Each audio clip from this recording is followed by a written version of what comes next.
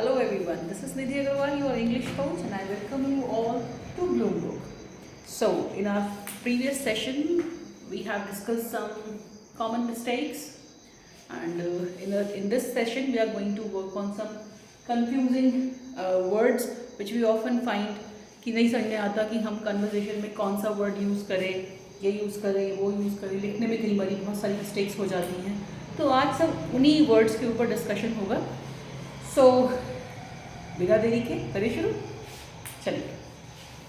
So the first word is accept और except. See, जब भी हम किसी चीज़ को बोलते हैं एक्सेप्ट करना है, एक्सेप्ट करना है, तो हमारे प्रोनाउंसिएशन में भी कई बार मिस्टेक्स हो जाती हैं जिसको कि हम समझ नहीं पाते कि हमने गलत बोल दिया है. तो see the pronunciation difference. This is accept and this is except. What is this accept? This is to receive, okay? To admit, to agree. This is to agree and to receive. जैसे कि अगर मैं बोलूँ कि मुझे किसी का invitation आया और मैंने उसको एक्सेप्ट कर लिया, है ना? किसी ने कोई गलती कर दी, उसने उसको एक्सेप्ट कर लिया. This is called to accept, okay? And to receive. Clear? यानी कि अपना लेना, मान लेना. ओके? कोई गिफ्ट दिया,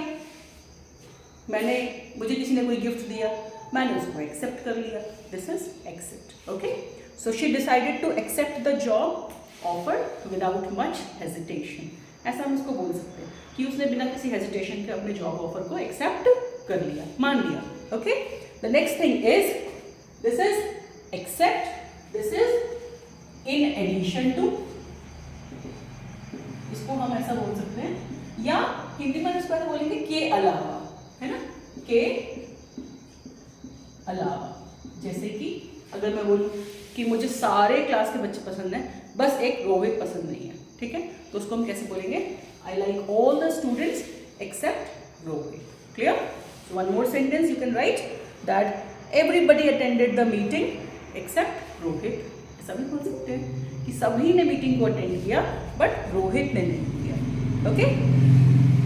सो अगर मैं ऐसे बोलूँ कि मुझे एप्पल्स के अलावा बाकी सारे फ्रूट्स पसंद हैं, तो हम इसको कैसे बोलेंगे?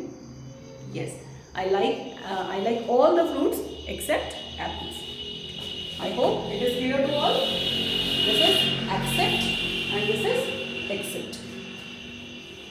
Okay, see, the next thing is a lot and a lot. See, the correct word is a lot, not a lot. Clear? इसमें हम राइटिंग मिस्टेक करते हैं. बोलते तो सही हैं, लेकिन कई बार हम राइटिंग मिस्टेक कर देते हैं. हम a lot को साथ में लिख देते हैं. It is a misspelling, so we avoid it. We should avoid using it. Okay? Whereas a lot, which means in great deal. Okay? जैसे कि in great amount. In great amount, बहुत सारा पैसा. ठीक है? पैसे की बात करें, I need a lot of money. Okay?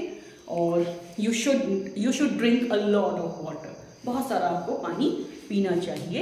There are a lot of books in the shelf. ऐसा भी हम बोल सकते हैं कि शेल्फ में बहुत सारी बुक्स रखी हुई है. अच्छा, एक चीज़ और इम्पॉर्टेंट, इस अलॉट को हम काउंटेबल अनकाउंटेबल दोनों के साथ यूज़ कर सकते हैं. जैसे अगर मैंने बोला कि मुझे बहुत सारे पैसे चाहिए, I need a lot of money. Money is an uncountable noun, whereas there are a lot of books in the shelf. Books जो होगा वो आपका काउंटेबल नाउन होगा. We are using a lot with both countable and uncountables. Okay? There is one more word just like a lot.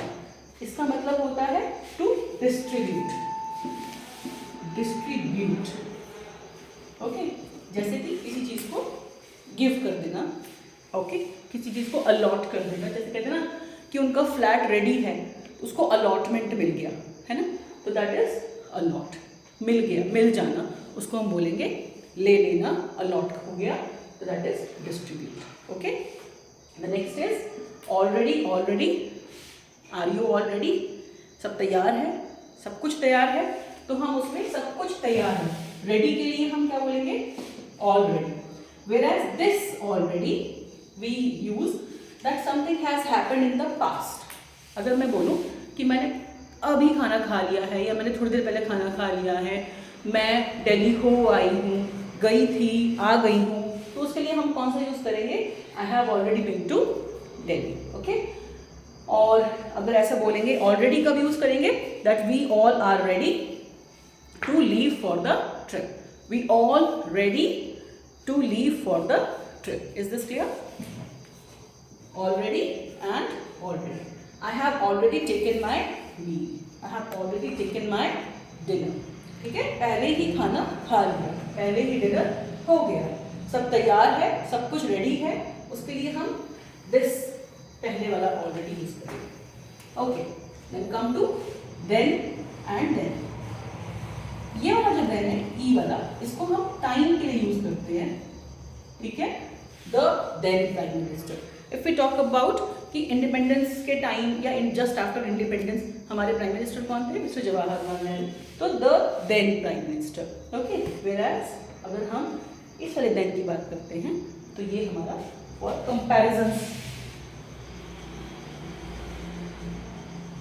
Comparisons के लिए इसको हम use कर सकते हैं. जैसे कि अगर मैं बोलूँ he is taller than Ravi, she is more intelligent than Renu. Clear? So both then are clear. Then and then. This is then. This is then. Then. Except. Except. A lot. This is mispronounced and misspelled. A lot. Already. Already. Then. Then. Now the next thing is apart. To keep it apart. Separate रख दो. Side में रख दो. तो just apart it. Or apart. That means I'm happy to be a part of your team. That means it's a part. किसी चीज का हिस्सा होना, किसी चीज का मेंबर होना, मेंबर. ठीक है. और दिस इज अ पार्ट, यानी कि अलग अलग कर देना, सेपरेट कर देना.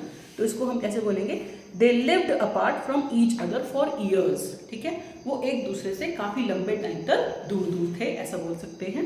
और the two friends grew apart as they pursued different interest. ठीक है, वो डिफरेंट इंटरेस्ट रखते थे, इसलिए डिफरेंट डिफरेंट तरीके से उन्होंने ग्रोथ की. Clear? The next thing is apart. I am happy to be a part of your family, ऐसा बोल सकते हैं.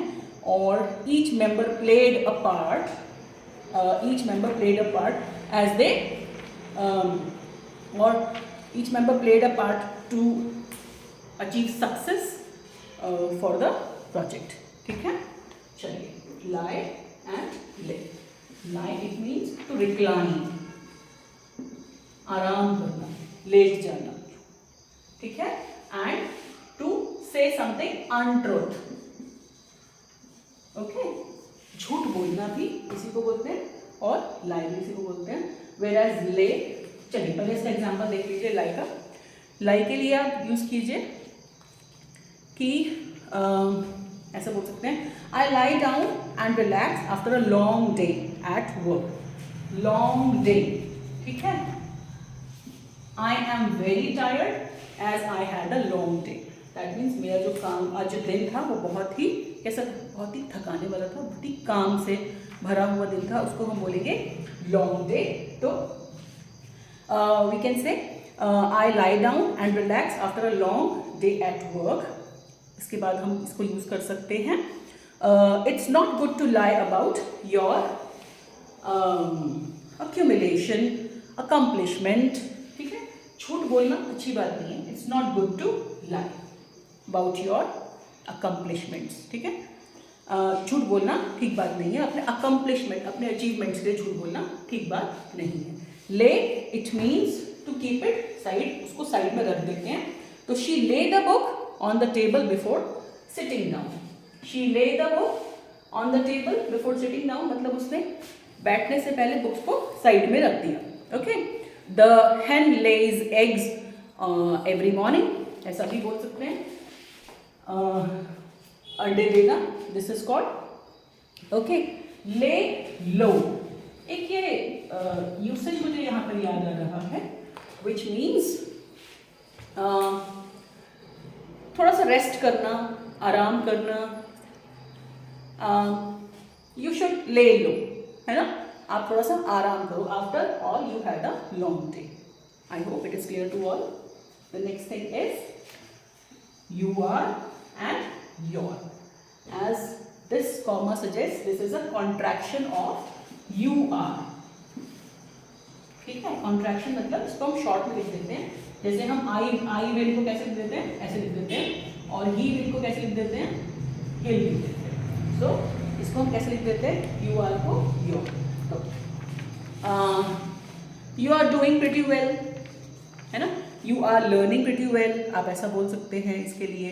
And you are doing a great job at the project, आप अच्छा काम कर रही हैं प्रोजेक्ट में.